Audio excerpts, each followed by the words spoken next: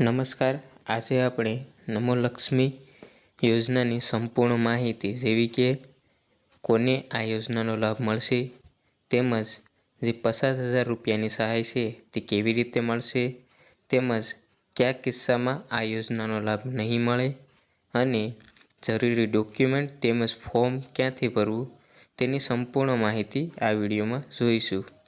તો ચાલો શરૂ કરીએ. તો પહેલું છે કોને આ યોજનાનો લાભ મળશે.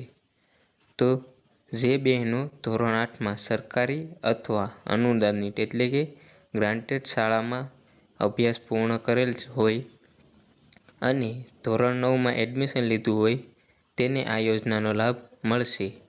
અથવા જે બહેનોએ ખાનગી શાળામાં આરટીઈ અંતર્ગત ધોરણ 8 સુધી અભ્યાસ કરેલ હોય અને ધોરણ 9માં એડમિશન લીધેલું હોય તેને આ યોજનાનો લાભ મળશે.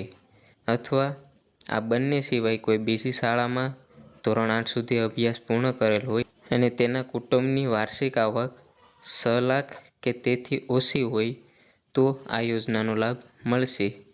તેમજ ધોરણ 9માં કોઈપણ શાળામાં અભ્યાસ કરશો તો પણ આ યોજનાનો લાભ મળશે. એટલે કે તમે ધોરણ 9માં સરકારી, પ્રાઇવેટ કે ગ્રાન્ટેડ કોઈપણ શાળામાં અભ્યાસ કરશો તો પણ આ યોજનાનો લાભ મળશે. અને બીજી કોઈ પણ સરકારી યોજનાનો લાભ મળતો હોય તો પણ આ યોજનાનો લાભ મળશે. હવે વાત કરીએ મળવાપાત્ર સહાય કેટલી છે. તો કુલ ધોરણ 9થી 12માં 50,000ની સહાય મળશે.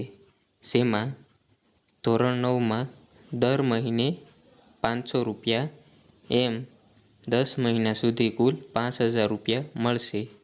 તેવી જ રીતે ધોરણ 10માં દર મહિને 500 રૂપિયા એમ 10 મહિના સુધી કુલ 5,000 રૂપિયા મળશે. બાકીના 10,000 રૂપિયા ધોરણ 10ની બોર્ડની પરીક્ષા પાસ કર્યા પછી મળશે. આમ કુલ ધોરણ 9-10માં 20,000 રૂપિયા મળશે. તેવી જ રીતે ધોરણ 11માં દર મહિને 750 એમ 10 મહિના સુધી કુલ 7,500 રૂપિયા મળશે. તેમજ ધોરણ 12માં દર મહિને 750 રૂપિયા એમ 10 મહિના સુધી કુલ 7,500 રૂપિયા મળશે. અને બાકીના 15,000 રૂપિયા ધોરણ 12ની બોર્ડની પરીક્ષા પાસ કર્યા પછી મળશે.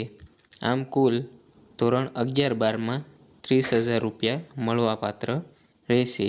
તેવી રીતે કુલ 50,000 રૂપિયાની સહાય ચૂકવવામાં આવશે. તેમજ આ રકમ વિદ્યાર્થિનીના માતાના બેંક એકાઉન્ટમાં જમા થશે.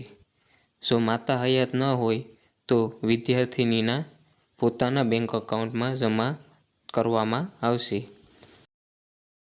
પછી વાત કરીએ કયા કિસ્સામાં આ સહાય નહીં મળે. તો વિદ્યાર્થિનીની દરેક મહિનામાં 80% હાજરી હોવી ફરજિયાત છે. જો 80% હાજરી ન હોય તો તે કિસ્સામાં આ યોજનાનો લાભ મળતો બંધ થઈ શકે છે.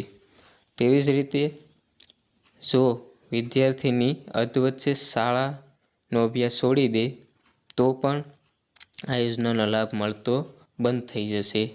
અને ધોરણ 10-12ની બોર્ડની પરીક્ષામાં પાસ ન કરે તો આ યોજનાનો લાભ નહીં મળે. જ્યારે તમે બોર્ડની પરીક્ષા પાસ કરશો ત્યારે જ આ યોજનાનો લાભ મળશે. હવે વાત કરીએ જરૂરી ડોક્યુમેન્ટ્સ.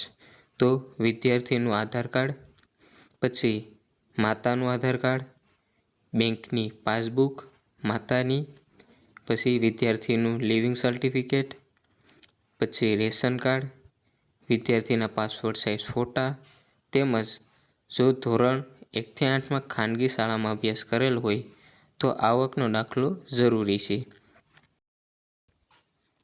હવે વાત કરીએ ફોર્મ ભરવાની માહિતી વિશે. તો આ યોજનાનું ફોર્મ ધોરણ 9માં તમે જે શાળામાં અભ્યાસ કરો છો ત્યાંથી ભરવામાં આવશે. તમને જે ડોક્યુમેન્ટ આપેલા છે તે ડોક્યુમેન્ટ શાળામાં જમા કરવાના રહેશે. તેવી રીતે તમને સંપૂર્ણ આ યોજનાનો લાભ મળવાપાત્ર રહેશે.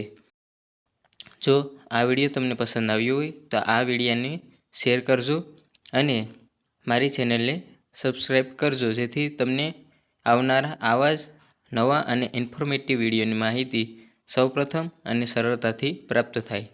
જય હિન્દ, જય ભારત.